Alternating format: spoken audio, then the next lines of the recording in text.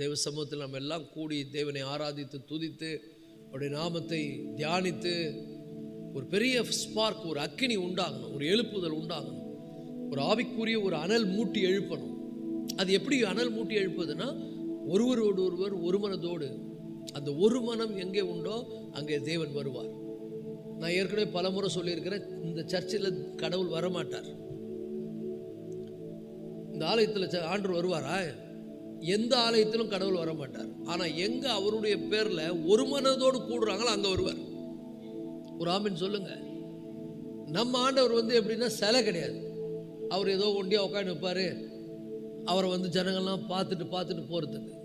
இன்னைக்கு நிறைய ஆலயத்தில் கூட சிலையாக அவர் ஆக்கி வச்சிருக்காங்க. ஆனால் அவர் அது கிடையாது.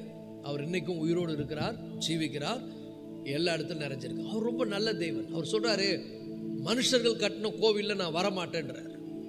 ஆனால் என் பிள்ளைங்க என்னை நினைச்சு எங்கே கூடுறாங்களோ, எங்கே 2-3 பேர்கள் ஒருமனப்பட்டு என் நாமத்தினாலே கூடுகிறார்களோ அங்கே அவர்கள் நடுவிலே நான் வருவேன். ஒரு அல்லேலூயா சொல்லுங்க.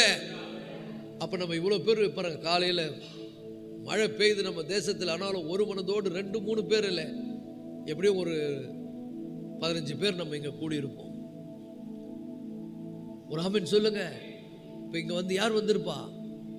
ஆண்டவர் வந்திருக்கிறாரு, நம்ம இருதயங்களை பார்க்குறாரு, நம்மளை அவர் ஆசீர்வதிக்க வந்திருக்கிறாரு. அது மட்டும் இல்லை, நம்ம போகிற இடமெல்லாம் அவருடைய சமூகம் நம்ம கூட வரும். அவர் சொல்றாரு, என் சமூகம் உனக்கு முன்பாக செல்லும். ஒவ்வொரு நாளும் அவருடைய சமூகம் நமக்கு முன்பாக செல்லும், நம்மை நடத்தும். ஆகவே கர்த்தருடைய பிள்ளைகளை இப்போ நம்முடைய மத்தியில் கர்த்தர் பிரசன்னமாகி இருக்கிறார்.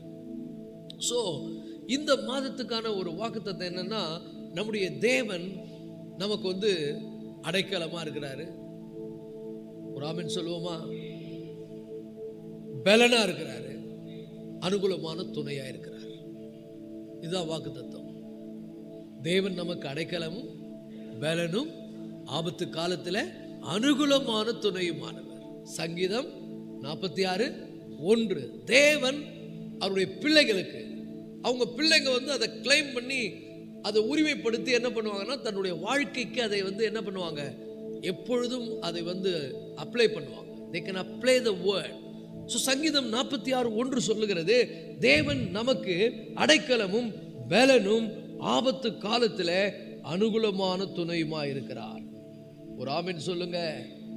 ஸோ அடைக்கலம் அப்படின்னா என்ன அர்த்தம்? தேவன் நமக்கு அடைக்கலம். அடைக்கலம் அப்படின்ற வார்த்தை ஆங்கிலத்தில் வருகிறது, God is our refuge. நம்முடைய தேவன் யாருங்க? ரெஃப்யூஜ். ரெஃப்யூஜ் என்ன அர்த்தம்னா, நாதி அற்றவர்களாய் இருக்கிறவர்களுக்கு, நாதி இல்லாதவர்களுக்கு, எவ்விதமான ஒரு பாதுகாப்பும் எவ்விதமான ஒரு பராமரிப்பும் இல்லாதவர்களுக்கு சகலமும் செய்யக்கூடிய ஒரு இடத்துக்கு சேருவது. ஒரு காலத்தில் நமக்கு தெரியும், இலங்கையில் பெரிய யுத்தம் நடந்தது. யுத்தம் நடந்த உடனே அங்கே இருக்கக்கூடிய தமிழர்கள் அவங்க அகதிகளாக என்ன பண்ணிட்டாங்க, சிதறடிக்கப்பட்டார்கள். அப்போ என்ன பண்ணாங்கன்னா, எங்கே தங்களுக்கு அடைக்கலம் கிடைக்குமோ எல்லாரும் அங்கே போய் என்ன பண்ணாங்க, அடைக்கலம் தேடினாங்க, அடைக்கலத்தை தேடி போனாங்க. நம்ம நாட்டில் கூட அநேகர் அடைக்கலத்தை தேடி அகதிகளாக வந்தாங்க. அப்படி வந்தவங்களுக்கு இந்த தமிழ்நாடு அரசாங்கம் என்ன பண்ணுச்சுன்னா, அகதிகள் முகாமை ஏற்படுத்தி அவர்களுக்குன்னு ஒரு சலுகைகளை செய்து அவர்களுக்கு வேண்டிய பராமரிப்பு, உணவு, பாதுகாப்பு எல்லாத்தையும் கொடுத்தாங்க. அப்போ ரெஃப்யூஜ் அப்படின்னு என்ன அர்த்தம்னா, ரெஃப்யூஜ் கேம்ப் அப்படின்னு அதுக்கு தமிழ் ஆங்கிலத்தில் சொல்றாங்க, அகதிகள் முகாம். ஆண்டவர் நமக்கு யாரா இருக்கிறாருன்னா, நம்மெல்லாம் இந்த உலகத்தில் எப்படி இருக்கிறோம்னா அகதிகளாக இருக்கிறோம். நம்மளை யாரும் பெருசாக நினைக்கிறது கிடையாது. ஆண்டவருடைய பிள்ளைகளுக்கு ஒரு பெரிய, இந்த உலகத்தில் நம்ம திறமையில வாழுறவங்க கிடையாது. நம்ம ஞானத்தில், நம்ம அறிவில், இந்த உலகத்தில் நமக்கு என்ன இருக்குது? உபத்திரம் உண்டு. எல்லா விதங்களும் போராட்டங்கள் நம்மை சூழ்ந்து வருகிறது. சத்துரு நமக்கு எதிராக வருகிறான். நமக்கு எதிராளிகள் அதிகம். ஆவிக்குரிய மண்டலத்தில் நமக்கு எதிராளிகள் அதிகம். இந்த ஆவிக்குரிய மண்டலத்தில் இருக்கிற எதிராளிகள் என்ன பண்ணுவாங்கன்னா, இந்த உலகத்தில் இருக்கிற மனிதர்களை நமக்கு எதிரிகளாய் மாற்றுவார்கள், சத்துருக்களாய் மாற்றுவார்கள்.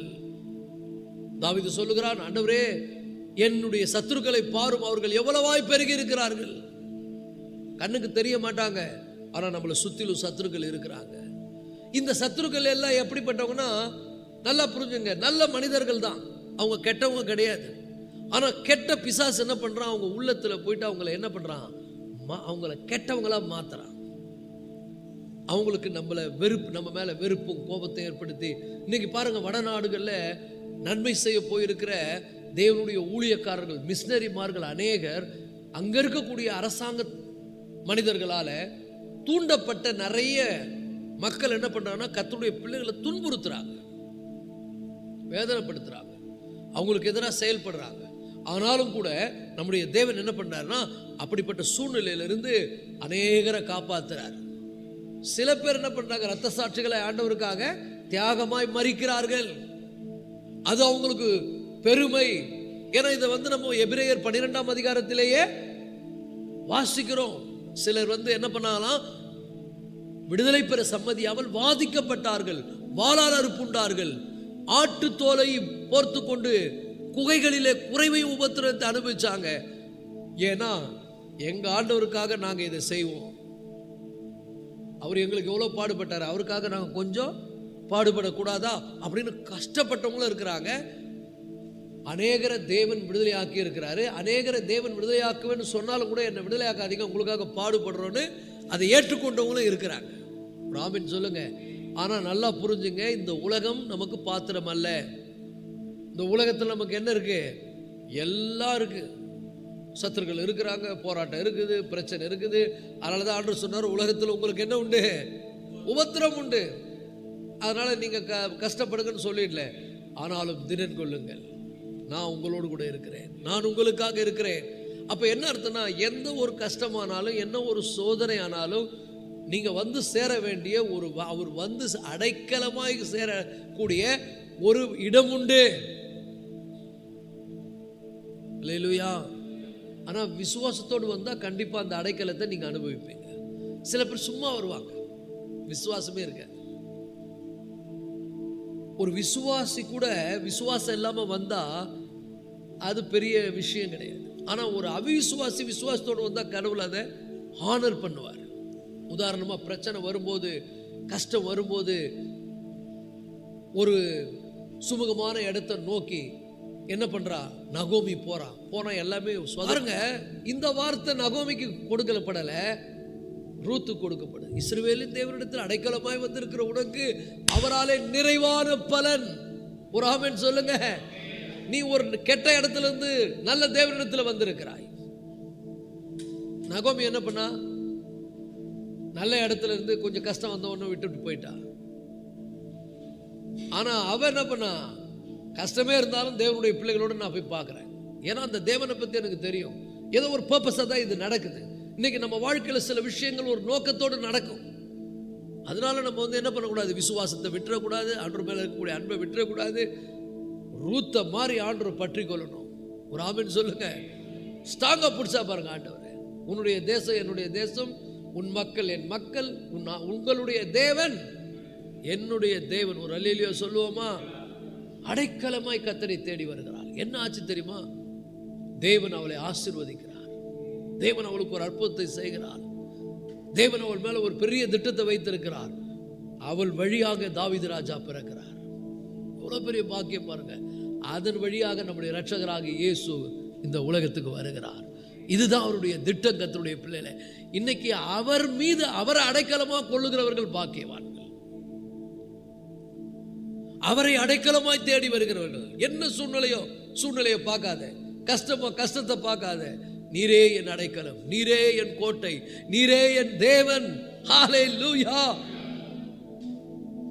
அவரே நமக்கு எல்லாம். நீதிமொழிகள் 18:10, நீதிமொழிகள் 18ஆம் அதிகாரம் 10ஆம் வசனம் சொல்லுகிறது, கர்த்தருடைய நாமம் பலத்த துருகம். ஒரு ஆமென் சொல்லுவோமா? கர்த்தருடைய நாமம் பலத்த துருகம், நீதிமான் அதற்குள் ஓடி சுகமாயிருப்பான். நல்லா புரிஞ்சுங்க. உலகம் முழுதும் பிரச்சனை இருக்குது, போராட்டம் இருக்குது. பிரச்சனை எங்க இல்லை, போராட்டம் எங்க இல்லை, யார் கஷ்டப்படல, யார் வேதனை அனுபவிக்கல. கொடிய நோய்களும் போராட்டங்களும் பிரச்சனைகளும் நிறைந்த ஒரு உலகத்தில் இருக்கிறோம். ஆனா கர்த்தருடைய நாமம் பலத்த துருகம். ஹல்லேலூயா. அவருடைய பிள்ளைகள் அவருக்குள்ள அடைக்கலம் தேடுவார்கள். திறமையில் அடைக்கலம் தேட மாட்டாங்க. என் திறமை இருக்குது, எனக்கு பணம் இருக்குது, எனக்கு சொத்து இருக்குது, ஒருபோதும் அதை தேட மாட்டாங்க. கர்த்தரை தங்களுடைய அடைக்கலமாய் கொள்ளுகிறவர்கள். தேவன் நமக்கு அடைக்கலமும். ஹல்லேலூயா.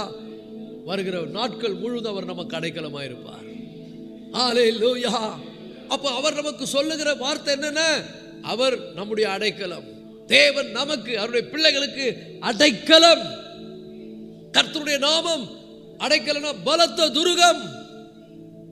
நீதிமான் அதற்குள் ஓடி சுகமாயிருப்பான். ஒரு ஆமென் சொல்லுங்க. உலகம் முழுதும் கஷ்டப்படும், உலகம் முழுதும் நெருக்கப்படும், உலகம் முழுதும் எல்லா பிரச்சனைகளும் போராட்டம், மனசுல நிம்மதியா இருக்காது. குழப்பம் குழப்பம் குழப்பம். இன்னைக்கு நிறைய கர்த்தருடைய பிள்ளைங்க கூட இந்த குழப்பத்தையும் கலக்கத்தையும் அனுபவிக்க காரணம் என்னன்னா, அவர் மீது விசுவாசம் வைக்கிறது இல்லை. எல்லாம் நடக்கட்டும், சுத்தி என்ன வேணா நடக்கட்டும், I am going to trust the Lord. நான் கர்த்தரை நம்ப போறேன், நான் அவரை விசுவாசித்து திடனா இருக்க போகிறேன், அவரை நம்பி நான் தைரியமா இருக்க போறேன், எல்லாம் அவர் பார்த்துக் கொள்வார். வருகிற காலங்கள், வருகிற புதிய மாதம் மாத்திரம் இல்லைங்க, டிசம்பர் மாதம் மாத்திரம் இல்லை, நம்ம சந்திக்க போகிற புது வருடங்கள் கூட எப்படி இருக்கும் என்று சொன்னால், கர்த்தருடைய நாமம் நமக்கு பலத்த துருகமாயிருக்கும். தேவன் நமக்கு அடைக்கலமாய் இருப்பார். ஹல்லேலூயா. அவர் நம்முடைய மெய்ப்பராய் இருக்கிறார். சங்கீதம் 92 நம்ம வாசிக்கிறோம் 2ஆம் வசனத்தில், நான் கர்த்தரை நோக்கி, நீர் என் கோட்டை, என் தேவன், நான் நம்பி இருக்கிறவர் என்று சொல்லுவேன். சொல்லணும். ஆண்டவரே, எல்லாம் நெருக்கடி தான் இருக்குது, போராட்டம் தான் இருக்குது, பிரச்சனை தான் இருக்குது, கடினமான சூழ்நிலைகள் தான் இந்த உலகத்தில் வாழ்கிற எல்லாருமே ஏதோ ஒரு விதத்தில் சஞ்சலத்தால் நிரம்பி இருக்கிறார்கள். அவங்க நிம்மதியற்றவர்களாக இருக்கிறார்கள், சோர்ந்து போயிருக்கிறார்கள், பயத்தோடு வாழ்ந்து கொண்டிருக்கிறார்கள். ஆனால் நீர் எங்களுடைய கோட்டையாயிருக்கிறீர், துருகமாயிருக்கிறீர், தஞ்சமாயிருக்கிறீர். நான் உம்மை நம்பி திடமாயிருப்பேன். உங்களை நம்பி வாழ்வது, தைரியமா இருங்க. சூழ்நிலையின் மத்தியில நெருக்கம் வரும்பொழுது தைரியமா இருங்க. கர்த்தர் பார்த்து கொள்வார். ஆனா என்ன தெரியுமா, இங்கிருந்து பேசுறது ஈஸி. நானா இருந்தா கூட ஒரு நெருக்கடியான நிலையை சந்திக்கும் போது அப்படி தடுமாறுகிறோம், கலக்கம் வந்து விடுகிறது, சோர்வு வந்து விடுகிறது. ஏன் நம்ம விசுவாசத்தை பத்தி பேசுறோம், ஆனா அந்த நேரத்தில் நம்ம நிக்க மாட்டேன்றோம் அப்படின்னா, அதான் மனுஷீகம், அதான் நம்முடைய பலன். நேற்று கூட என்னுடைய மகள் கரிஷ்மாவுக்கு பார்த்தீங்கன்னா, திடீர்னு பார்த்தீங்கன்னா அவளுக்கு வந்து இயற்கைக்கு மாறாக ஒரு பெரிய தலைவலி. நான் ஊழியத்தில் இருக்கிறேன். இவங்க இந்த சூழ்நிலையை பார்க்கும்போது என்ன ஆகுதுன்னு ஒரு பதட்டம் வருது, பயம் வருது. என்ன ஆயிடுமோ, ஏதாயிடுமோ. மருத்துவமனைக்கு போகும்போது இந்த மைண்டு வேலை செய்து பாருங்க, இதுவாயிடுச்சுன்னா அதுவாயிடுச்சுன்னா அப்படி ஆயிடுச்சுன்னா அப்படி ஆயிடுச்சுன்னா சொல்லினே இருக்குது. நானும் விசுவாசத்தை பயிற்சி பண்ணிக்கிட்டே இருக்கிறேன். பதட்டம் வந்து விடுகிறது. அப்புறம் பார்த்தா கடவுளுக்கு கிருபையில் எல்லாமே சூப்பராகி நல்லாகி அவள் வந்துட்டான். வந்த உடனே ஆண்டவர் பேசுகிறாரு, டேய் நீயே பதற பத்தியா, நீ எப்படி பதற, ஏன் உனக்கு விசுவாசம் இல்லாமல் போனது, ஏன் நம்பிக்கையோடு நீ தைரியமா இல்லை. அதான் மனுஷன். ஈஸியாக பேசிடுறோம், ஆனால் சூழ்நிலையின் மத்தியில் தடுமாறுகிறோம், கலக்கம் வருகிறது. ஆனாலும் கூட நான் ஆண்டவர்கிட்ட சொன்னேன், அப்போ என்ன தெரியுமா சொன்னேன், ஆண்டவரே இந்த நேரத்தில் தைரியமாக நான் நின்று இந்த சூழ்நிலையை ஜெயிக்க நீங்கள் எல்லா காரியங்களையும் என் கூட இருந்து நடத்துனீங்க, இதிலும் என் கூட இருப்பீங்க ஆண்டவரே. என்னால் இந்த நேரத்தில் வந்து விசுவாசத்தை ஆப்ரேட் பண்ணவே முடியலை, எனக்கு உதவி செய்யுங்க. பாருங்க, நல்ல தேவன். ஒரு தகப்பன் விதமாய் தன்னுடைய மகனை குறித்து ஆண்டவரிடத்தில் வேண்டிக் கொண்டான். ஆண்டவரே நான் விசுவாசிக்கிறேன், ஆனாலும் கூட நான் பயப்படாதபடி, என்னுடைய விசுவாசம் நான் தடுமாறாதபடி எனக்கு உதவி செய்யுங்க. ஆண்டவர் உதவி செய்தார், அற்புதம் செய்தார். நம்முடைய தேவன் நல்ல தேவன். அவர் மேல கொஞ்சம் விசுவாசம் வைங்க. தடுமாற்றம் வரும், பயம் வரும், கலக்கம் வரும். எத்தனை சூழ்நிலைகள் வந்தாலும் அவரை நம்பி தினா இருந்து வசனத்தை அறிக்கை பண்ணுங்க. சொல்லுங்க, நான் கர்த்தரை நோக்கி, நீர் என் கோட்டை, என் தேவன், நான் நம்பி இருக்கிறவர். ஹல்லேலூயா, ஹல்லேலூயா. எல்லாரும் கையை உயர்த்தி சொல்லுவோமா, ஆண்டவரே நீர் என் கோட்டை, நீர் என் தேவன், நான் நம்பி இருக்கிறவர். உங்களை நம்பிதான் ஆண்டவரே உலகத்தில் வாழ்கிறேன். ஹல்லேலூயா. விசுவாசத்தை நம்ம சில நேரங்களில் பயிற்சி வைக்க தடுமாற்றம் வந்தாலும் பயம் வந்தாலும், கலக்கம் வந்தாலும், சோர்வு வந்தாலும் ஆண்டவரை பார்த்து சொல்லுங்க, ஆண்டவரே நீரே என் அடைக்கலம், நீரே என் கோட்டை, நீரே என் தேவன், நான் நம்பி இருக்கிறவர். ஹல்லேலூயா, ஹல்லேலூயா. அவரை நம்பி தாங்க வாழணும். அவரை நம்பி வாழுகிறவர்களுக்கு ஒரு குறைவும் வராது. அவரை நம்புகிறவர்களுக்கு ஒரு நன்மையும் குறைவுபடாது. ஹல்லேலூயா. கர்த்தரை நம்புகிறவர்கள் என்றென்றைக்கும் அசைக்கப்படாமல் இருக்கிற சியோன் மலை போல இருப்பார்கள். ஹல்லேலூயா. சோ கர்த்தர் நம்பி வாழ பழகிக் கொள்வோம். தடுமாற்றம் வரத்தான் செய்யும். ஏன்னா நம்ம எல்லாம் மாம்சத்தில் இருக்கிறோம். கலக்கம் டக்குன்னு வந்துடும், சோர்வு வந்துடும், என்ன பண்ண போறோன்ற ஒரு அச்சம் நமக்குள்ள வந்தோம். ஆனாலும் உள்ள ஆழத்திலிருந்து ஒரு ஏக்கம் இருக்கணும். ஆண்டவரே, உங்களுக்கே தெரியும் ஆண்டவரே, என்ன வந்தாலும் நான் உங்களை விட்டு போக போறதில்ல, உங்களை மறுதலிக்க போறதில்ல, உங்களை குறை சொல்ல போறதில்ல. எது ஒன்று தப்பா நடந்தாலும் அது எங்களால தான் நடக்குமே ஒழிய உங்களால கிடையாது. அல்லேலூயா. நான் உங்களை குறை சொல்ல முடியாது ஆண்டவரே, நீர் அற்புதமானவர்.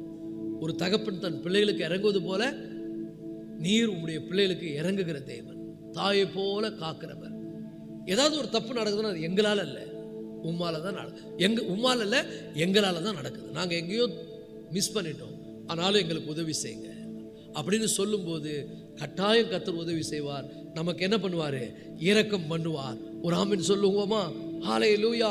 அப்போ நல்லா புரிஞ்சுங்க, ஆபத்து வரும்போது அவரை கூப்பிட்டா நீ ஏன் விசுவாசிக்கலன்னு உன்னை விட்டு போக மாட்டார், நீ ஏன் தடுமாறன்னு விட்டு போக மாட்டார், திட்டுவார். ஏய் எங்கடா போச்சு, இன்னும் பெருசா மேலே நின்று பேசுற, ஏன் இந்த சூழ்நிலை நிற்கல? இது ஒரு டெஸ்ட் நமக்கு, விசுவாச சோதனை. டக்குன்னு ஒன்று வரும்போது அப்படி பதறிடும் பாருங்க. இப்படிதான் இந்த சீசர்கள் கூடவே வராரு. அந்த போட்டில் போயிட்டே இருக்காங்க கப்பலில்.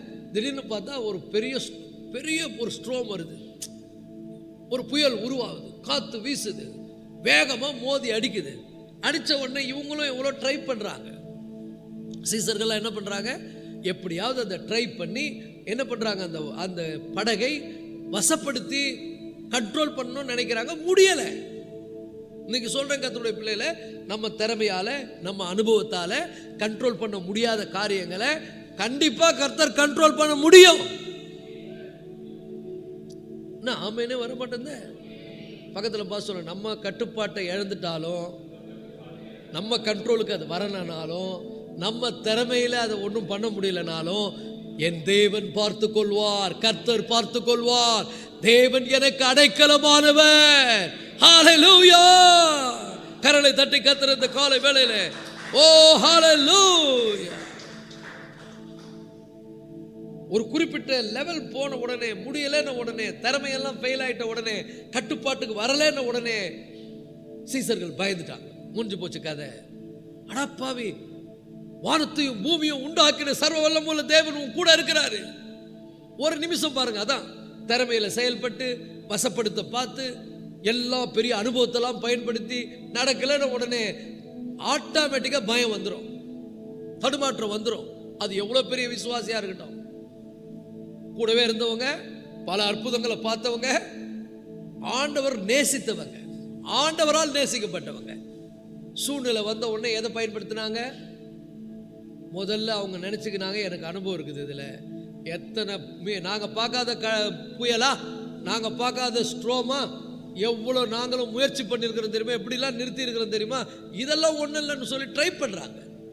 அனுபவம் வேலை செய்யலை, திறமை வேலை செய்யல, எவ்வளோ முயற்சி பண்ணியும் தோல்வி நடக்கல. ஒரு ஆமென் சொல்லுங்க. கடைசியா தான் என்ன பண்றாங்கன்னா பயம் வந்துருச்சு. இது இயற்கை. நம்ம திறமையை நம்ம லூஸ் பண்ணும்போது, நம்ம அனுபவம் ஃபெயில் ஆகும்போது, நம்ம பணம் எல்லாம் காலி ஆகும்போது, கொஞ்சம் யோசனை பண்ணி பாருங்க. நெருக்கடி வரும்போது விசுவாசிக்கிறோமா? கஷ்டம் வரும்போது விசுவாசிக்கிறோமா?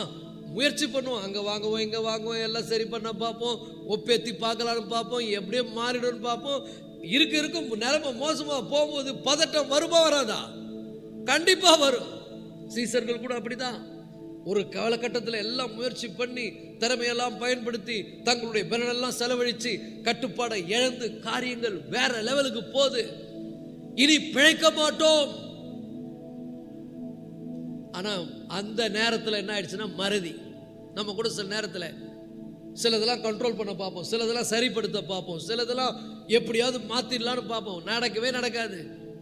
எல்லாம் முயற்சி பண்ணி அப்படியே ஒரு மாதிரி ஆகும்போது ஒரு தோல்வி மனப்பான்மை வந்துடும், ஒரு விரக்தி வந்துடும். வந்த உடனே கூட பயமும் வந்துடும். முடிஞ்சு போச்சு, அவ்வளோ நடக்காதுன்னு. நல்லா புரிந்து கொள்ளுங்கள் கர்த்தருடைய பிள்ளைகளே, நம்முடைய அனுபவம் ஃபெயில் ஆகலாம், நம்முடைய முயற்சி ஃபெயில் ஆகலாம், நம்முடைய திறமை ஃபெயில் ஆகலாம், ஆனால் இயேசு ஒரு நாளும் ஃபெயில் ஆக மாட்டார்.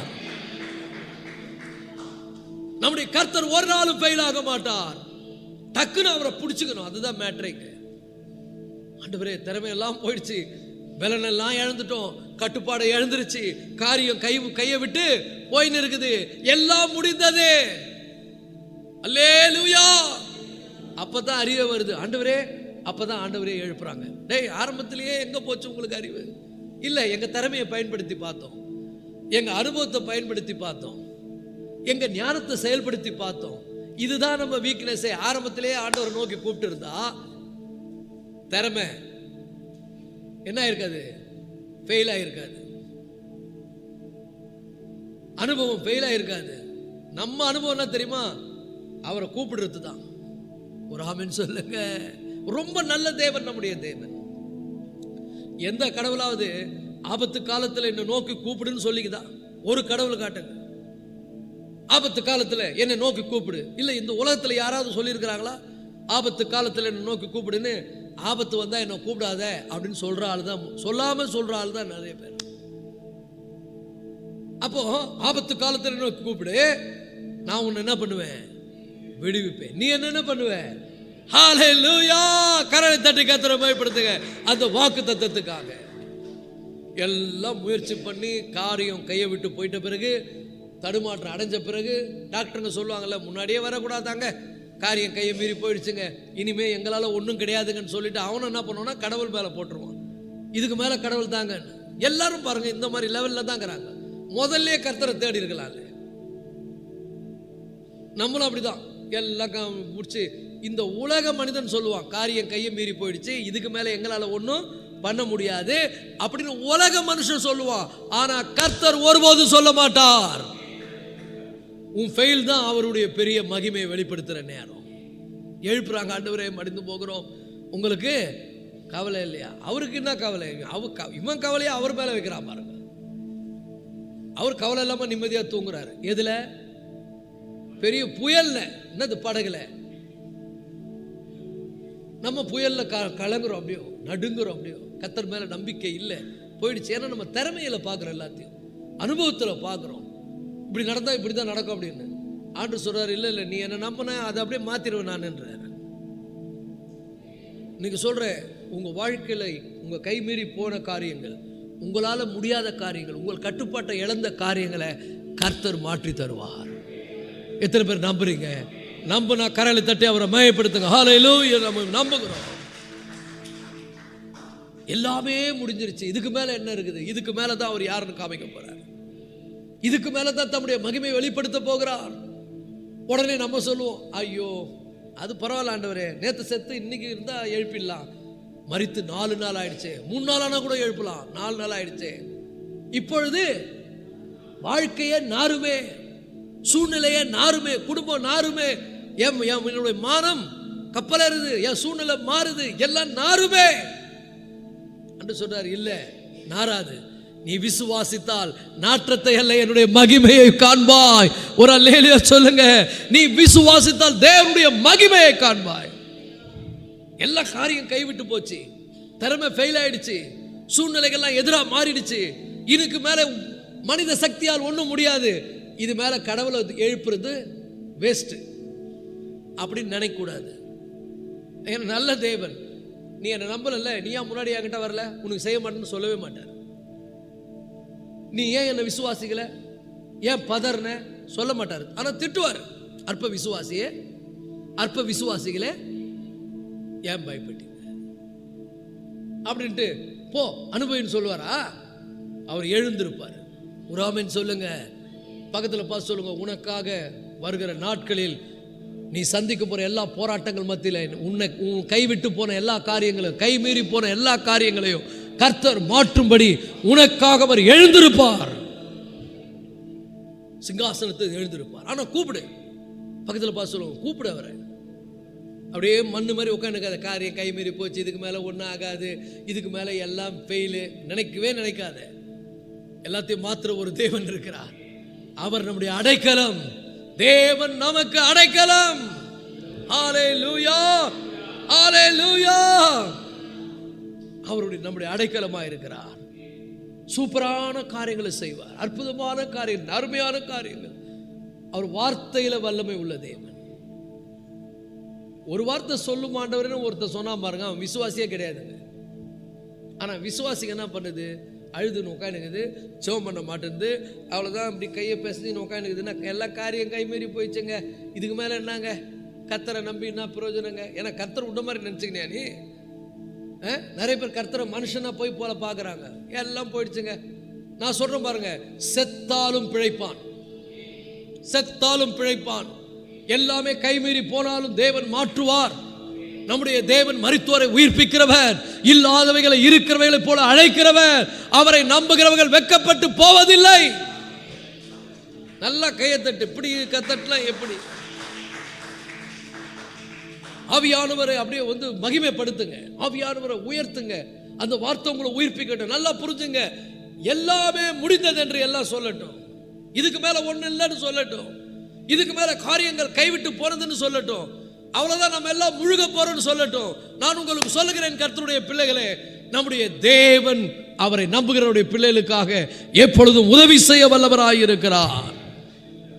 ஹல்லேலூயா, ஹல்லேலூயா. அவரை நோக்கி கூப்பிடணும், வேற வழியே கிடையாது. காரியெல்லாம் கையை விட்டு போயிடுச்சு ஆண்டவரே, இதுக்கு மேலே ஒன்றும் இல்லைன்னு சொல்லிட்டாங்க, இதுக்கு மேலே என்னால் முடியாது, என் பலன், என் திறமை, என் பணம் எல்லாம் முடிஞ்சிருச்சு. நானும் சில நேரத்தில் தடுமாறிட்டேன், உங்களை விசுவாசிக்க முடியல, சோர்ந்து போயிட்டேன்.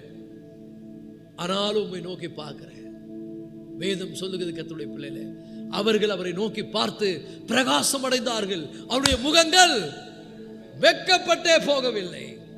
தேவன் நமக்கு அடைக்கலமும். ஹல்லேலூயா. அவருடைய பிள்ளைகளுக்கு அவர் அடைக்கலமானவர். அடைக்கலம்னா எல்லாம் இழந்து நிர்கதியா நின்று ஃபெயில் ஆகி ஒண்ணுமே நடக்கலன்னும் போது உனக்கு பாதுகாப்பு உண்டு. உன்னை பத்தர் போசிப்பார், உன்னை நடத்துவார். உன் திறமை ஃபெயில் ஆயிடுச்சு, உன் அனுபவம் ஃபெயில் ஆயிடுச்சு, உன் ஞானத்தில் ஒன்றும் சாதிக்க முடியல, உங்ககிட்ட அந்த சாதிக்கக்கூடிய எல்லாமே முடிஞ்சு போச்சு. நல்லா சொல்ற பாருங்க, ஒருவேளை உன் அனுபவத்தால, உன் பணத்தால, உன் திறமையால நீ சாதித்திருந்தால் அதனால தேவனுக்கு எந்த மகிமையும் கிடையாது, கர்த்தருக்கு எந்த மகிமையும் கிடையாது. ஒரு ஆமென் சொல்லுங்க. ஆண்டவரே, என் திறமை ஃபெயில் ஆனதுக்காக உமக்கு ஸ்தோத்திரம், என்னுடைய அறிவு ஃபெயில் ஆனதுக்காக உமக்கு ஸ்தோத்திரம், என் ஞானம் தோல்வி அடைந்ததுக்காக ஸ்தோத்திரம். இதெல்லாம் போனா தான் எங்களுக்கு அறிவே வருது உங்களை பார்க்கணும். இல்லைன்னா நமக்கு அறிவு வரன்றீங்க.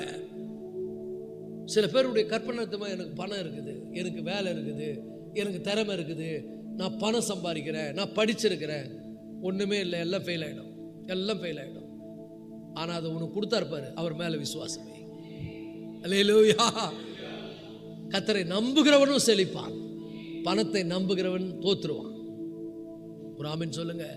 திறமையை நம்புகிறவன் தோத்துருவான். திறமை வேணும், கர்த்தர் தான் கொடுத்துருக்கிறார். பணம் வேணும், கர்த்தர் தான் கொடுத்துருக்கிறார். அனுபவம் வேணும், கர்த்தர் தான் கொடுத்துருக்கிறார். ஆனால் அதை கொண்டு காரியங்களை சாதிக்க முடியாது. அதுக்கு தான் கர்த்தரை நம்புவது, அதுக்கு தான் கர்த்தரை சார்ந்து கொள்வது, அதுக்கு தான் ஜெபம், அதுக்கே தான் அவரோடு கூட கம்யூனிகேஷன். ஆண்டவரே, எனக்கு திறமை இருக்குது, எனக்கு பணம் இருக்குது, எல்லாம் இருக்குது, ஆனால் இதை வச்சு ஒன்றுமே பண்ண முடியாது, இது ஃபெயில் ஆகிடும், இது பற்றி எனக்கு தெரியும், இது திடீர்னு கவுத்துறேன்னு. ஆனால் ஒரு நாளும் கவுக்காதவர் நீங்கள். ஹல்லேலூயா. ஒரு நாளும் என்னை கைவிடாதவர். தேவன் நமக்கு அடைக்கலமும் பலனும், ஆபத்து காலத்தில் அனுகூலமான துணையுமானவர். ஆமென் சொல்லுவோமா? அடுத்தது என்னன்னா, நமக்கு பலனும். தேவன் நமக்கு அடைக்கலமும், செகண்ட் என்னது? பலனும். எல்லாம் சொல்லுங்க, பலன். எத்தனை சூழ்நிலையில் பலனை இழந்து போகிறோம். எல்லா விதமான பலன், பண பலன், மனித பலன், சரிகிற பலன், ஆவிக்குரிய பலன், இதெல்லாம் இழந்து போகிறோம். ஏன்னா ஒரு காலம் வரும்போது இதெல்லாம் நம்ம விட்டு என்ன பண்ணிடுது? போய்விடுகிறது. சில பேர் வந்து சோர்ந்து போகிறாங்க ஆவிக்குரிய வாழ்க்கையில், விசுவாசிக்க முடியலை, தைரியமாக இருக்க முடியலை, பயம் வந்து அவர்களை கவுகிறது. அதனால சில பேர் அந்த பயத்தினாலும் சூழ்நிலைகள்னாலும் எல்லா பலனையும் இழந்து போகிறார்கள். அவர்கள் உடைந்து அப்படியே சோர்ந்து போறாங்க, ஜெபிக்கவே முடியல. சரிகிற பலனை சில பேர் இழந்து போறாங்க, லூஸ் பண்ணிடுறாங்க. ஆனா ஆண்டவர் சொல்றாரு, உன் பலவீனத்துல என் பலனும் பாப்பேன்றாரு. என் கிருபை உனக்கு போதும், உன் பலவீனத்துல என் பலனை நீ பாப்ப. ஓ ஹல்லேலூயா. நான் பலவீனமா இருக்கலாம், என் தேவன் பலவீனமானவர் அல்ல. பக்கத்துல பார்த்து சொல்லுங்க, நான் பலவீனமா இருக்கலாம், ஆனா நான் நம்புறவர் என்னுடைய பலனா இருக்கும் போது என் தேவன் பலவீனமானவர் அல்ல. ஹல்லேலூயா. அப்போ உனக்கு பலன் இருக்குது. பலன் இல்லைன்னு நினைக்கிறியா? உனக்கு பலன் இருக்குது. ஆனா பலனை பெற்றுக்க நீ சில விஷயம் பண்ணணும். அப்படின்னு சொல்றாரு, உன் பலன்லாம் போயிடுச்சா? எல்லா பலனும் போயிடுச்சா? இந்த பலன்லாம் வந்து சில நேரத்தில் நம்மளை விட்டு போனங்க. ஆள் பலன், பரபலன், சரிகிற பலன், ஆவிக்குரிய பலன், இது போனாதான் சில நேரத்தில் பார்த்தீங்கன்னா எம்டியா ஃபீல் பண்ணுவோம். விசுவாசம் ஒர்க் அவுட் ஆகாது, ஜபம் நான் தான் தோத்துறோம்னாலும் அப்படியே சப்புன்னு இருக்கும், அப்படி ஒரு மாதிரி ஆயிடும். இது எல்லாருக்கும் வரும். இளைஞர் நிலைப்படைந்து சோர்ந்து போவார்கள், வாலிபர்கள் இடறி விழுவார்கள். ஏசியா திருத்த புஸ்தகத்தில் ஏசியா சொல்றாரு, இளைஞர் நிலைப்படைந்து சோர்ந்து போறோம்னா அவங்க பலன் கூட போயிடும். வாலிபர்கள் இடறி விழுவாங்க, ஏன்னா பலன் இல்லாம பாவத்தில் இடறி விழுவாங்க, சூழ்நிலையில் இடறி விழுவாங்க, கஷ்டத்தின் மத்தியில் இடறி விழுவாங்க, அவங்களுக்கு இடரல் வந்துடும். எத்தனை வாலிப பிள்ளைங்க தற்கொலை பண்ணிக்கிறாங்க. ஏன்? திறமை இல்லையா? ஞானம் இல்லையா? எல்லாம் இருக்கு. ஆனா என்னன்னா பாவம் அவங்களை இடர பண்ணி அவங்களுடைய எல்லா விதமான மன பலனை இழக்க பண்ணுது. சரீரத்துல பலனா இருக்கிறான், மன பலனை இழந்து போறான். ஆவியில தோய்ந்து போகிறார்கள், பிக்கப் இல்லை. அடுத்த கட்டம் நான் என்ன பண்ண போறேன், அதுக்கு அவனுக்கு விடை தெரியல.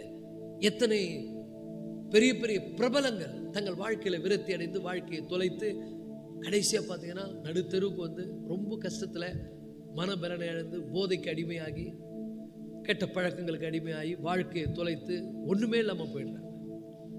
அதுக்கு தான் ஆண்டவர் சொல்றாரு, ஏசியா திருத்த புஸ்தகம் 41ஆம் அதிகாரம் 10ஆம் வசனத்துல ஆண்டவர் சொல்ற, பயப்படாதே. ஒரு ஆமீன் சொல்லுங்க. என்ன சொல்றாரு? பயப்படாதே, நான் உன் கூட இருக்கிறேன், திகையாதே, நான் உன்னுடைய தேவன், நான் உன்னை பலப்படுத்துவேன். இந்த மாதிரி யாராவது உங்களை சொல்ல முடியுமாங்க? யாராவது உங்களுக்கு சொல்ல முடியுமா நான் உன்னை பலப்படுத்துவேன்னு? இந்த நாட்கள்ல உங்களுக்கு சொல்லுகிறேன், தேவன் உங்களை பலப்படுத்துவார். பக்கத்துல பார்த்து சொல்லுங்க, உங்களை கர்த்தர் பலப்படுத்துவார். மன பலன் உனக்கு வரும். நீதிமான்களும் சிங்கத்தை போல தைரியமா. சில பேர் தைரியத்தை இழந்து மனசளவில் அப்படியே ஒரு மாதிரி உடைஞ்சு போறாங்க, நொந்து போகிறாங்க, வாழ்க்கையை துளைத்து விடுகிறார்கள், தடுமாற்றம் அடைகிறார்கள். ஆனால் ஆண்டவர் நமக்கு வாக்கு கொடுக்கிறார், பயப்படாதே, நான் உன் கூட இருக்கிறேன், திகையாதே, நான் உன் தேவன், நான் உன்னை பலப்படுத்தி உனக்கு சகாயம் செய்வேன். ஹல்லேலூயா, ஹல்லேலூயா. கர்த்தர் நம்மை பலப்படுத்துகிறவர்.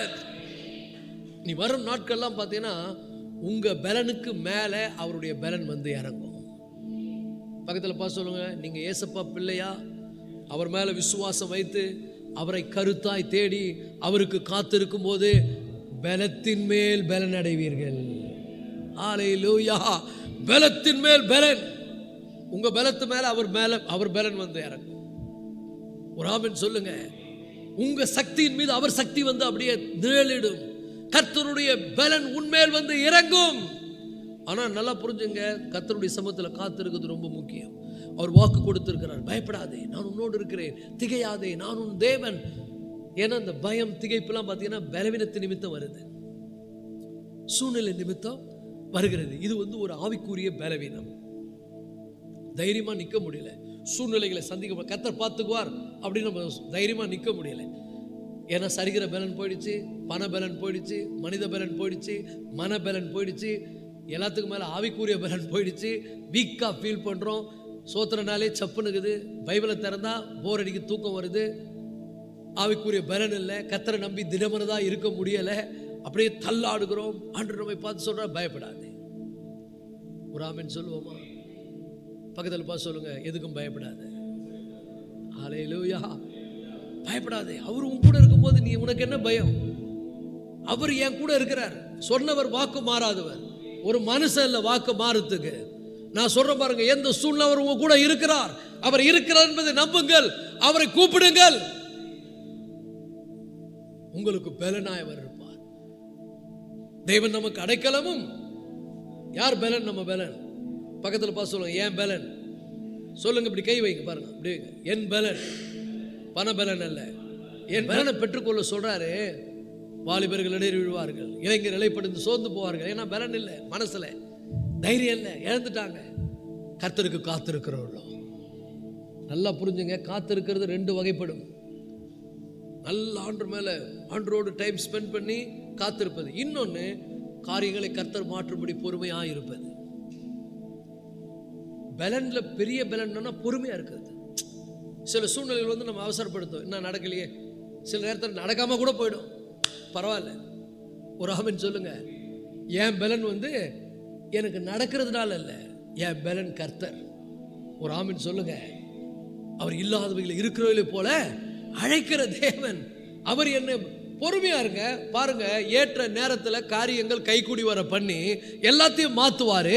அங்கே அவருடைய பலனை அவர் வெளிப்படுத்துவார்.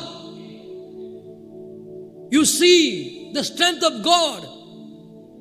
அவருடைய வல்லமையை நீ பார்க்க முடியும், அவருடைய மகத்துவத்தை நீ காண முடியும். பொறுமையாயிரு. யோபு பொறுமையா இருந்தான். எல்லாம் என்ன நடக்கட்டும், என்ன ஒண்ணா நடக்கட்டும், பதறவே இல்லை. ஏன்னா அவனுக்கு தெரியும் எதுவும் நம்மளால ஆக போறது இல்லப்பா, என்ன வேணா நடக்கட்டும். ஆனா அவன் ஒய்ஃப் பொறுமையை இழந்துட்டாங்க. இன்னைக்கு எத்தனை ஒய்ஃப் பொறுமையை இழக்கிறாங்க தெரியுமா?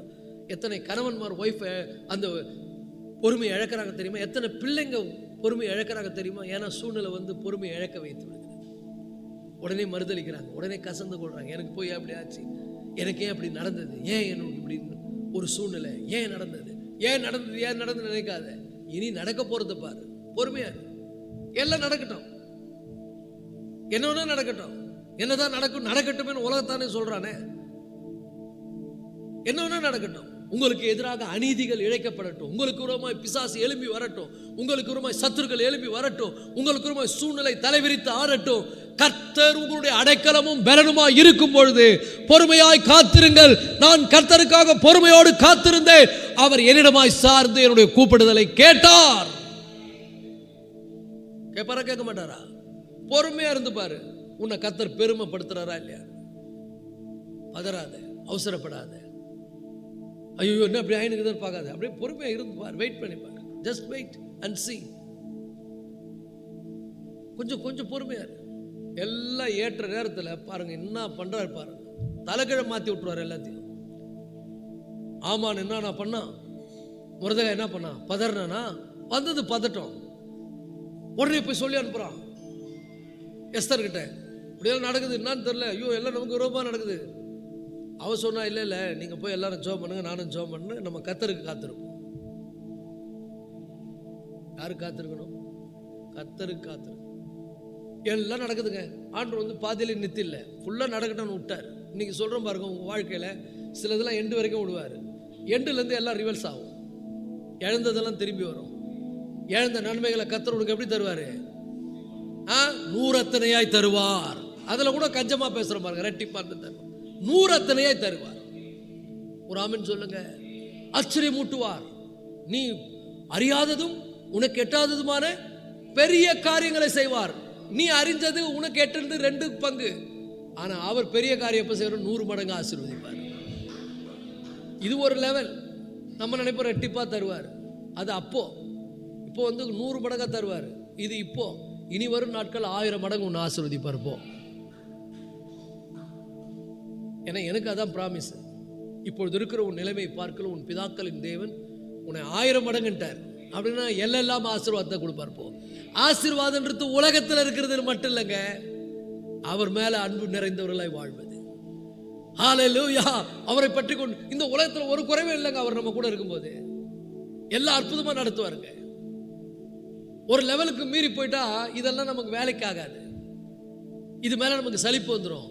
ஆனா எவ்வளவு மீறினாலும் அவர் நமக்கு சலிக்கவே மாட்டாத தேவன். நம்மளை ஆறுதல் படுத்துவார், நம்ம கூட பேசுவார், நம்மை நடத்துவார். ஹல்லேலூயா. அவ்வளவு இனிமையானவர் நம்முடைய ஆண்டவர், அவ்வளவு அற்புதமானவர். அப்ப நல்லா புரிஞ்சுங்க கர்த்தருடைய பிள்ளைகளே, 1000 மடங்கு முதல்ல இரட்டிப்பான நன்மை, இரண்டாவது 100 மடங்கு. யாரு? ஈசாக்கு 100 மடங்கு பலனை பெற்றுக்கொண்டான். உபாகமம் 1:11 சொல்றாரு, அது எனக்கு வாக்குத்தத்தம். நான் ஊழியத்தின் ஆரம்ப காலத்தில் கர்த்தர் எனக்கு சொன்னது. இப்பொழுது இருக்கிற உன் நிலைமையை பார்க்கணும், உன் பிதாக்களின் தேவன் உன்னை 1000 மடங்கு ஆசீர்வதிப்பேன்னு சொன்னா என்ன அர்த்தம்னா, நான் தாண்டா உனக்கு செல்வம், உனக்கு அளவே இல்லாத செல்வம் போடான்ட்டார். ஒரு ஆமென் சொல்லுங்க. அவர் என் கூட இருக்கும்போது இந்த வானத்துக்கும் பூமிக்கும் சொந்தக்காரர், 1000 திரிகிற எல்லா ஆசீர்வாதங்களுக்கும் சொந்தக்காரர். இப்போ இது லேட்டஸ்டாக நியூஸ் கண்டுபிடிச்சிருக்காங்க. ஏதோ ஒரு பிளானட் கண்டுபிடிச்சிருக்காங்களாம், முழுவதும் தங்கமும் பிளாட்டினமும் இருக்குதான் நிறைய. இதெல்லாம் படைத்தவர் அவர். ஒரு ஆமென் சொல்லுங்க. இப்போ நிறைய இருந்துட்டா அது வேல்யூ குறைஞ்சிடும். ஆனால் இவர் என்னைக்குமே வேல்யூ குறைய மாட்டார். ஒரு ஆமென் சொல்லுங்க. இவர் சிருஷ்டிகர், இவரோடு என்றென்று வாழ போகிறோம், அந்த நாளை நோக்கி இருக்கிறோம். அவர் சீக்கிரம் வரப்போகிறார். ஹல்லேலூயா. அப்ப நல்லா புரிஞ்சுங்க, அவர் நம்மோடு இருக்கும் பொழுது, பாடுறல, நீர் என்னோடு இருக்கும் பொழுது என்னாலும் வெற்றி வெற்றி, நம்முடைய பலனாய் அவர் இருப்பார். ஒரு ஆமென் சொல்லுவோமா? பவுல் வந்து அழுகுறாரு, 3 முறை ஜெபம் பண்ண ஆண்டவரே, ஒன்றும் பதில் சொல்ல. 3வது முறை ஆண்டவர் பதில் சொல்றாரு, என் கிருபை உனக்கு போதும், போ, நானே உனக்கு போதும்டா, போடான்றார். உன் பலவீனத்தில் என் பலன் பூர்ணமாக விளங்கும். நீ பலவீனப்படும் போது நான் யாருன்னு காமிப்பேன். நீ அப்படியே விடாய்த்திருக்கும் போது உனக்கு அற்புதங்களை செய்கிற தேவன் நான். ஒரு ஆமென் சொல்லுவோமா? அல்லேலூயா. அடுத்தது 2 நிமிஷம் தான் இருக்குது, அதுக்குள்ளே இதை சொல்லி முடிச்சிருவோம். தேவன் நமக்கு முதல்ல யாரா இருக்கிறாரு? அடைக்கலம். 2வது பலன். 3வது ஆபத்து காலத்தில். அப்படின்னா அர்த்தம் ஆங்கிலத்தில் ரொம்ப அழகாக சொல்லப்படுது, God is a present help. எப்பவுமே உதவிக்கு வரக்கூடியவர், எப்பவுமே. பிரசன்ட்னா எப்பொழுதும் அவைலபிள். இல்லை நீ கூப்பிட்டா பிறகு லேட்டாக வரவர் கிடையாதுங்க, கூப்பிடுறதுக்கு முன்னாடியே உனக்கு உத்தரவு வரலுகிறவர். ஒரு ஆமென் சொல்லுங்க. ஸோ தேவன் நமக்கு அடைக்கலம், பலனும், ஆபத்து காலத்தில் அனுகூலமான துணையுமானவர். He is our present help. ஒரு ஆமென் சொல்லுங்க. ஹல்லேலூயா. அவர் ரொம்ப தூரத்தில் இருக்கிறவர் இல்லைங்க, பக்கத்தில் இருக்கிறவர், உங்க கூடவே இருக்கிறவர். பிரசன்ட். பிரசன்ட்னா நோ இருக்கிறேன். இப்போ நீங்கள் பெரிய பெரிய பிரதான மந்திரியோ முதல் மந்திரியோ பார்த்தீங்கன்னா அவர் பின்னால் 2 பேர் எப்பவுமே நிற்பாங்க. அவர் பாட்டுன்னு பேசி நிற்பாரு, அவர் யாரையும் கவனிக்க மாட்டார். இவரை யாரை கவனிக்கிறாங்கன்னு 2 பேர் பார்த்துன்னு இருப்பாங்க. அவங்க அப்படியே கண்ணு மூடவே மாட்டாங்க. இதை யாரும் பார்க்கக்கூடாதுன்றதுக்காக கூலி கிளாஸ் போட்டிருப்பாங்க, பிளாக் கூலி கிளாஸ். அவங்க ஃபோக்கஸ்லாம் அங்கே ஏதாவது ஒரு சிம்டம்ஸ் தான் அப்படியே பார்த்துன்னே இருப்பாங்க. வெரி ப்ரெசன்ட் ஹெல்ப் பக்கத்தில் இருப்பாங்க. நான் சொல்கிறேன் பாருங்க, போகும்போதும் வரும்போதும் உன்னை பாதுகாக்கிறதற்கு அவர் எப்பொழுதும் உங்களோடு கூட இருப்பார். Is a very present help. அப்போ எதுக்குமே நீங்கள் பயப்பட தேவையில்லை. நீங்கள் வந்து ஒரு பெரிய அம்பாசிடர் மாதிரி, ஒரு பெரிய அதிபதி மாதிரி. உங்களுக்கு துணை நிற்க போறவர் யாரு? உங்க துணை யாரு? மனுஷன் கிடையாது. ஒரு ஆமென் சொல்லுங்க. தேவாதி தேவன் is a very present help. கூப்பிட்டா நான் உடனே வருவேன். ஆபத்து காலத்தில் என்ன கூப்பிட்டா உடனே வருவேன். I will help you. ஒரு ஆமென் சொல்லுங்க. என்னை நோக்கி கூப்பிடு, அப்பொழுது நீ அறியாது உனக்கு எட்டாதமான பெரிய காரியங்களை செய்வேன் என்று சொன்னவர் கூப்பிடும் தூரத்திலே இருக்கிறார். உங்க அப்பா உங்க கூடவே இருக்கிறார்னு வச்சுங்க, கஷ்டம் வந்தா என்ன பண்ணுவீங்க? அவரை கூப்பிடுங்களா, கூட மாட்டீங்களா? கண்டிப்பா கூப்பிடுங்க. Very present help. ஏசாயா தீர்க்கதரிசி புஸ்தகம் 43ஆம் அதிகாரம் 2ஆம் வசனம். நீ தண்ணீர்களை கடக்கும் போது நான் உன்னோடு இருப்பார். நீ ஆறுகளை கடக்கும் போது அவைகள் உன்மேல் புரளுவதில்லை. அக்கினி ஜுவாலை உன் பேரில் பற்றாதிருக்கும். ஹல்லேலூயா. அந்த 2ஆம் வசனத்தை வாசிங்க. ஏசாயா 43. நீ தண்ணீர்களை கடக்கும் போது அந்த வார்த்தை போதங்க, உன் கூட இருப்பாருங்க, உன்னோடு இருப்பேன். அவர் இருக்கிறதுனால ஆறுகளை கடக்கும் போது அவைகள் உன்மேல் புரளுவதில்லை. அக்கினி ஜுவாலை உன் பேரில் பற்றாதிருக்கும். அவர் is a very present help. Only thing you have to call him. அவரை நீங்க நோக்கி என்ன பண்ணணும்? கூப்பிடணும். அடுத்த வசனம் சங்கீதம் 37:17. நீதிமான் கூப்பிடும்போது கர்த்தர் கேட்டு அவனை என்ன பண்ணுகிறார்? அவனுடைய எல்லா உபத்திரவங்களுக்கும் நீங்களாக்கி ரட்சிக்கிறார். கூப்பிடுகிற தூரத்தில், கூப்பிட்ட உடனே. மனுஷனை கூப்பிட்டா வரத்துக்கு லேட் ஆகும், ஆனால் அவரை கூப்பிட்டா அவர் எப்பவுமே லேட்டா வர மாட்டார். ஒரு ஆமென் சொல்லுங்க. சங்கீதம் 34:17. சங்கீதம் 34:17. நீதிமான்கள் கூப்பிடும் போது கர்த்தர் கேட்டு, நல்லா புரிஞ்சுங்க, கூப்பிடும் போது உதவிக்கு வந்துருவார். தேவன் நமக்கு அடைக்கலமும் பெறணும், ஆபத்து காலத்தில் அனுகூலமான துணையுமானவர். Is our very present help. கூப்பிட்ட உடனே வருகிறவர், கூடவே இருக்கிறவர். நான் உன் கூட இருக்கிறேன்னு சொன்னவர். அப்போ அவர் நம்ம கூட இருப்பாரான்னு சொன்னால் நம்ம எப்படி இருக்கலாம்னு சொன்னால் எதுக்கும் கவலைப்படாமல் தைரியமாக இருக்கலாம். கடைசியாக ஒரே ஒரு வசனத்தை வாசித்து முடிப்போம். எபிரேயர் 4:16. கர்த்தரிடத்தில் நம்ம சேரும்போது அவர் எப்படி இருக்கிறாராம் வேதம் சொல்லுங்க. கர்த்தருடைய பிள்ளைகளே, இரக்கத்தை பெறவும், ஆதலால் இரக்கத்தை பெறவும். எபிரேயர் 4:16. ஏற்ற சமயத்தில் சகாயம் செய்யும். அதுதான் ஏற்ற சமயத்தில் சகாயம் செய்யணும். வெரி பிரசன்ட் ஹெல்ப், அனுகூலமான துணை. ஏற்ற காலத்தில் சகாயம் செய்யும், கிருபை அடையும்படி தைரியமாய் அவர் சிங்காசன தண்டையில் சேர கடவோம். எல்லாரும் எழுந்திருப்போமா அந்த காலை வேளையில? இன்னைக்கு தேவனுடைய பிள்ளைகளே, இரக்கத்தை பெறவும், ஏற்ற சமயத்தில் சகாயம் செய்யும், கிருபை அடையவும் தைரியமாய் சிங்காசன தண்டையில் சேரும். சிங்காசனத்தில் வீற்றிருக்கிறவர் உங்க வாழ்க்கையில எல்லாவற்றையும் புதிதாக்குகிற ஒருவராயிருக்கிறார். இந்த காலை வேளை கர்த்தர் சகலத்தையும் புதிதாக்குகிறவர். பழையவைகளை நினைக்க வேண்டாம், முந்தினவைகளை நினைக்க வேண்டாம், பூர்வமானவைகளை சிந்திக்க வேண்டாம். இதோ நான் புதிய காரியத்தை உனக்காய் செய்கிறேன். இந்த காலவேளை 2 கரங்களை உயர்த்தி ஆண்டவருக்கு நன்றி சொல்வோமா? ஆண்டவரே, நீர் என்னுடைய ஆண்டவரே அப்பா அனுகூலமான துணையா இருக்கிறதுக்காக ஸ்தோத்திரம். நீர் என்னுடைய அடைக்கலமா இருக்கிறதுக்காக ஸ்தோத்திரம். நீர் என்னுடைய பலனா இருக்கிறதுக்காக ஸ்தோத்திரம். நீர் என்னுடைய அனுகூலமான துணையா இருக்கிறதுக்காக ஸ்தோத்திரம்.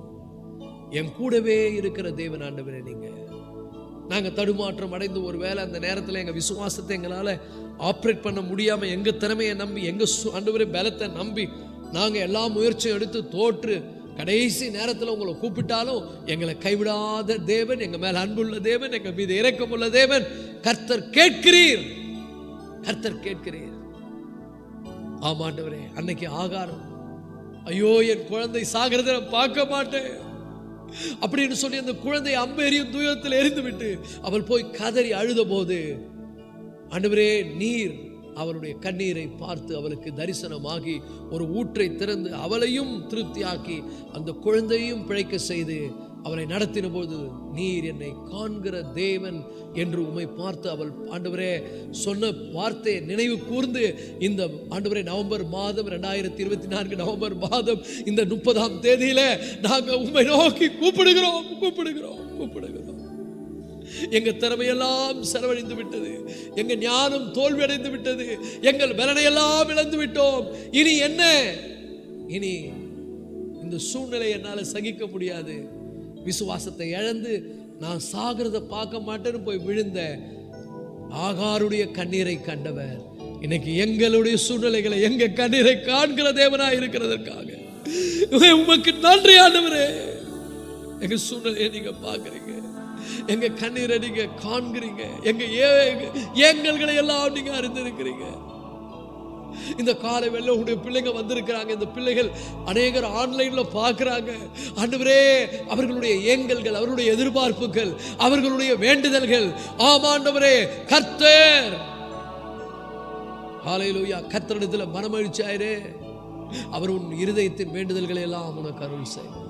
இந்த கால வேளை உடைய பிள்ளைகளுக்கு அவருடைய இருதயத்தின் வேண்டுதல் என்னவோ, ஏக்கங்கள் என்னவோ, எங்கெல்லாம் அவர்கள் எல்லாம் முடிந்து விட்டது, இனி என்ன இருக்கிறது அப்படி என்று ஆண்டவரே மனம் நொந்து போயிருக்கிறார்களோ, அங்கே அவர்களுடைய கண்ணீரை கண்டு தேவன் அவர்களுக்கு ஒரு அற்புதத்தை செய்து, ஓ அன்றைக்கு ஆகாரின் கண்ணீரை கண்ட தேவன் இன்றைக்கும் ஜீவிக்கிறார், அவர் என் கண்ணீரையும் கண்டார் என்று இந்த பிள்ளைகள் வரும் நாட்களிலே உமக்கு சாட்சி பகிரத்தக்கதாக சாட்சியாய் நிறுத்துவீராக.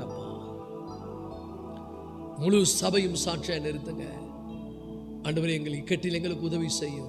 மனுஷனுடைய உதவி விருதா என்று உம்மை நோக்கி ஜெபித்தார்கள் இஸ்ரவேல் மக்கள்.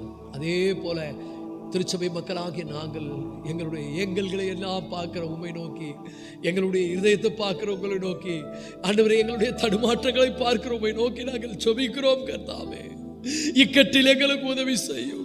மனுஷனுடைய உதவி, இந்த எங்களுடைய திறமை, எங்களுடைய ஞானம், எங்க பலன் எல்லாம் வீறுதான். காலை வேளை எங்களுக்கு உதவி செய்யுங்கப்பா. வருகிற மாதத்தை உடைய பிள்ளைகளுக்கு ஆசீர்வாதத்தை கொடுங்கப்பா. அது முடித்து நாங்கள் அடுத்த வருஷம் 25வது வருடத்தை சந்திக்க ஆயத்தமா இருக்கிற வேலையில ஆவியில பலன் கொண்டு விசுவாசத்தில் வளர்ந்து பரிசுத்த அலங்காரத்தோடு உம்மை நீதியிலே தரிசிக்க எங்களை பலப்படுத்துங்கப்பா. அநேக அற்புதங்களை இந்த சபைகளை செய்யுங்க. உடைந்த உள்ளங்களை எல்லாம் கர்த்தர் ஆண்டவரே உருவாக்குங்க.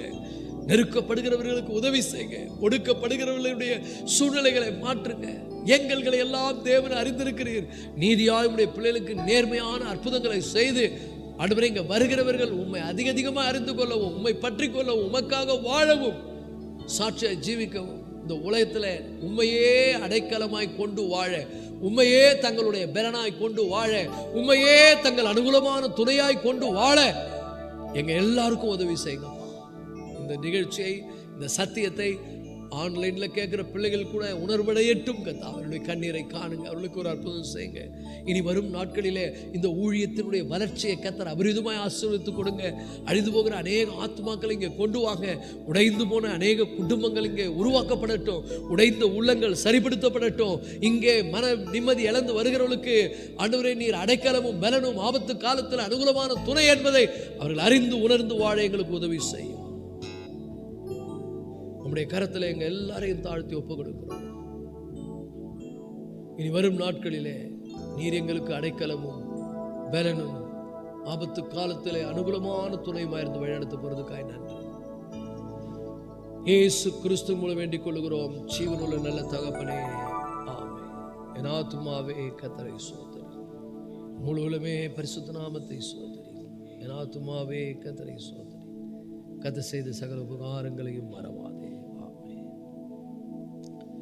நம்முடைய கர்த்தராகிய இயேசு கிறிஸ்துவின் கிருபையும் பிதாவாகிய தேவனுடைய அன்பும் பரிசுத்த ஆவியானுடைய அன்யோன்ய ஐக்கியமும் சந்தோஷமும் சமாதானமும் இப்பொழுதும் எப்பொழுதும் சதா காலங்களிலும் நம் அனைவர் மேலும் நீடித்த நாட்களாய் நிலைத்திருப்பாராக. ஆமென். கர்த்தருடைய ஆசீர்வதித்து உங்களை காக்க கடவர். கர்த்தர் தமது முகத்தை உங்கள் மேல் பிரகாசிக்க செய்து உங்கள் மேல் கிருபையாயிருக்க கடவர்.